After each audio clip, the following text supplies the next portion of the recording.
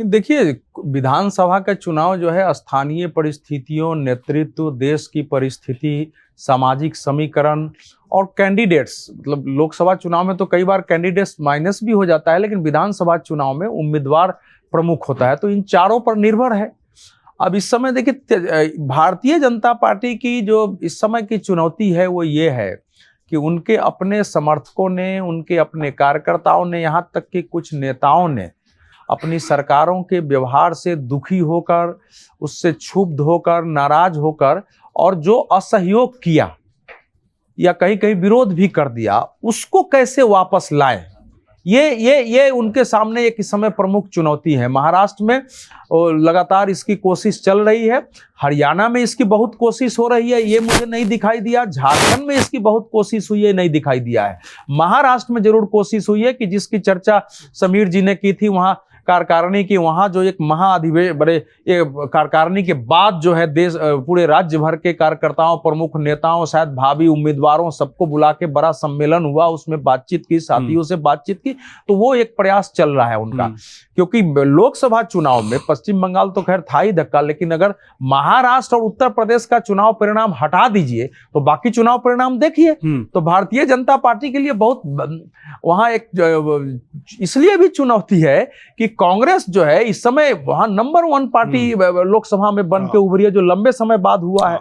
कांग्रेस इस समय इस रणनीति पर है कि हमको बीजेपी को हराना है। तीनों राज्यों में उसका जो है, हरियाणा में तो उसको बाकी पार्टी नहीं है, बीजेपी को हराना है। उसके लिए हमको जितना भी साथियों से समझौता करनी पड़ेगी, करेगी। स्थानीय नेता क्या बोलेंगे उसका कोई मतलब नहीं है। इस समय बीजेपी का यह है कि हमारा केंद्रीय नेतृत्व है, तो हमारा अपना जो है वो प्रमुखता बनाए रखते हुए हमको जो है विजित होना है। तो ये दोनों में एक बेसिक अंतर है।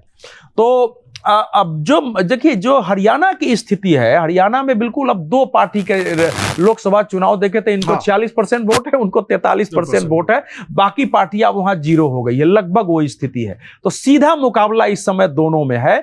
और इस समय के हिसाब से चूंकि असंतोष वहां मनोहर लाल खट्टर को लेकर ज्यादा था हरियाणा में। मनोहर लाल खट्टर फिर से केंद्र में मंत्री है, इसका कार्यकर्ताओं पर क्या प्रभाव पड़ेगा इस समय मेरे लिए कहना कठिन है। क्या नायब सिंह सैनी ऐसा नेतृत्व दे पाएंगे जो कुछ भी लोगों की मानसिकता थी बीजेपी के लोगों को ये बदलेगी? ये थोड़ा समय लगेगा, बताने में समय लगेगा।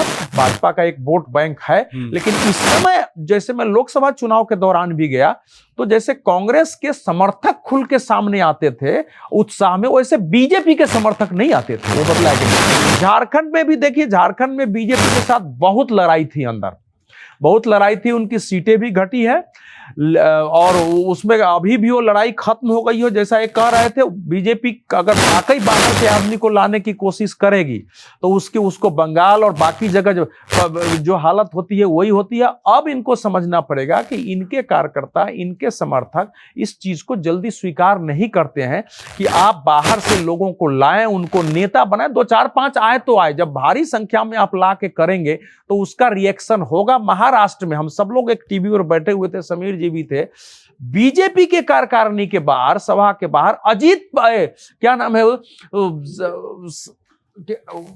आदर्श गोटा, अशोक चौहान जी बाहर बयान दे रहे थे। तो वो कार्यकर्ताओं को नहीं करता है, तो बीजेपी को थोड़ा संभालना पड़ेगा। देश में इस समय जो जाति की बात जिस ढंग से हुई है उसका असर सभी राज्यों पर जा रहा है। तो इस चुनाव में परीक्षण होगा कि क्या इस चुनाव में फिर से बूथों पर जातीय संघर्ष की स्थिति बन सकती है, कि ये तीनों राज्य जातीय दृष्टि से संवेदनशील है। दलितों का सबसे आक्रामक आंदोलन जो है लंबे समय से ये महाराष्ट्र में होता रहा है। तो ये बहुत जातीय दृष्टि से संवेदनशील राज्य है, उसका चुनाव पर असर पड़ेगा। अगर आप ये वीडियो YouTube पर देख रहे हैं तो हमारे चैनल को सब्सक्राइब करें और बेल आइकन को दबाना ना भूलें। अगर आप Facebook पर ये वीडियो देख रहे हैं तो हमारे पेज को लाइक करें।